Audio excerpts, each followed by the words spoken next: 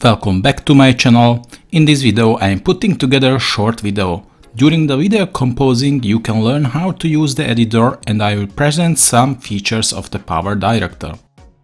I will show you how to use file titles and lightning.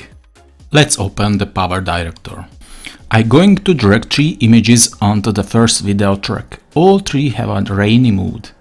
Since the aspect ratio is different, I'm enlarging the image a bit to make it fit better. The second image is adjusted in the same way. Since I cannot grab the bottom left corner of the photo, now I adjust the zoom so you can see the frame around the image. The third image has the same problem, so adjust it.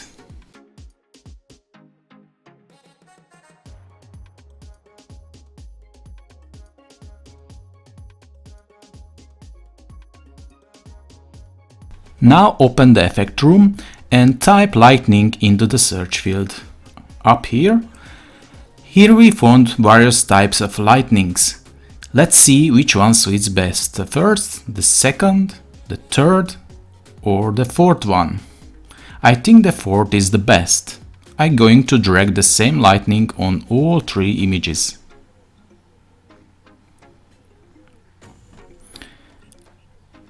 Let's look at the result.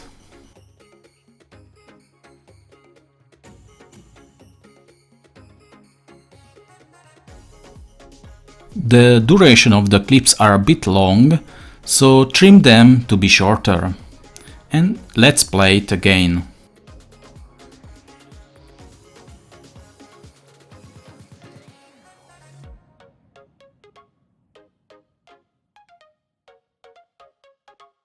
Much better. It is possible to change the lightning parameters. Let's change the properties of the second lightning. Click on the info icon on the second effect. Then open the effect property window by clicking on the pop-up menu lightning item. The effect properties can be set in this section: the emit interval, how often the animation should appear, the core size, the size of the lightning's trunk. You can try the other options in your editor and see the changes in the window on the right side.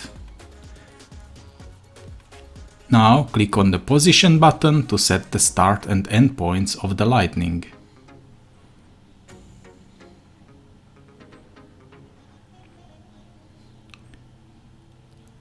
And let's look again at how our short video looks.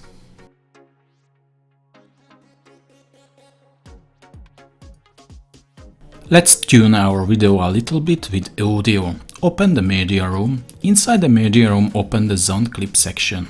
After PowerDirector loads the sound clips, I type Thunder in the search box up here. I found a sound file. Let's listen to it. Great!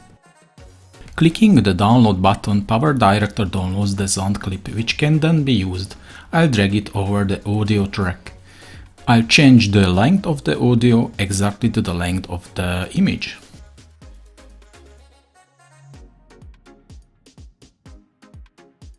Let's play this part again.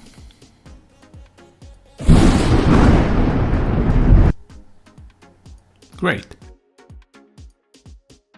Copy this sound onto audio track for each image. I copy it by pressing Ctrl and C on Windows. Then I define the position on the timeline where I want to insert the clip. Then I click on the audio track. This determines where I want to place the clip. I use Ctrl and V to insert the clip. I go back to the media room and drag a video file which contains a fire onto timeline. This will symbolize that the lightning caused the fire. I'm going to add a voice where men shouting fire. I have to turn on the audio track to hear the sound. Fire! Maybe one more will fit here.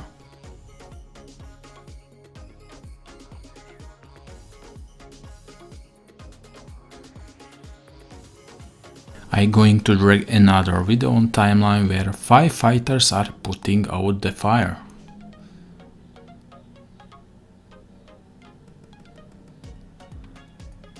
I drag onto timeline background noise that will symbolize the burning. I set the duration of this clip.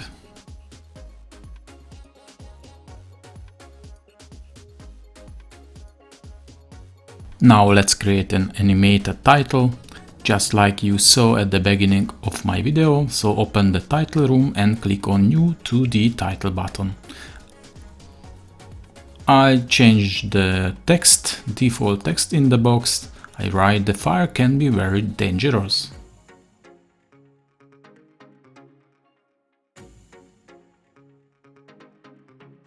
I set the vertical spacing between the lines to less and align the text to center. I am trying the bold, but I think the bold font is unnecessary. There is a section here called Special Effects. If I open this, I can use special effects on the subtitle. The video editor offers very interesting effects. Try them out at home. I will select the fire from the list. If I scroll down here, there are more options. From the list here, you can choose the burning effect that suits you best.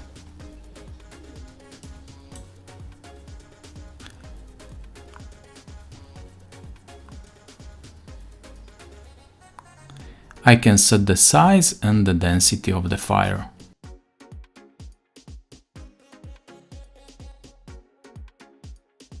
We can create an interesting effect by seeing only the burn. This can be achieved by setting the opacity in the font face section. If I make the fonts completely transparent, then only the flames will draw out the text. It's hard to read, but you can see it. Interesting effect. I rather reset it now. Save the title and drag the caption into its own group. I'm going to drag the title onto the timeline.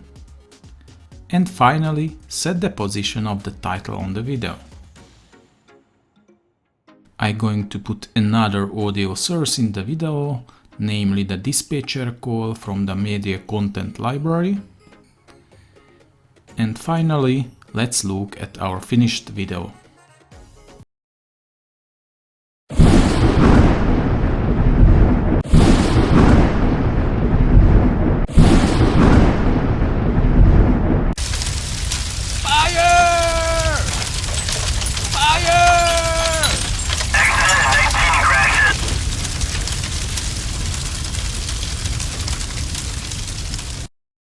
Thanks for watching.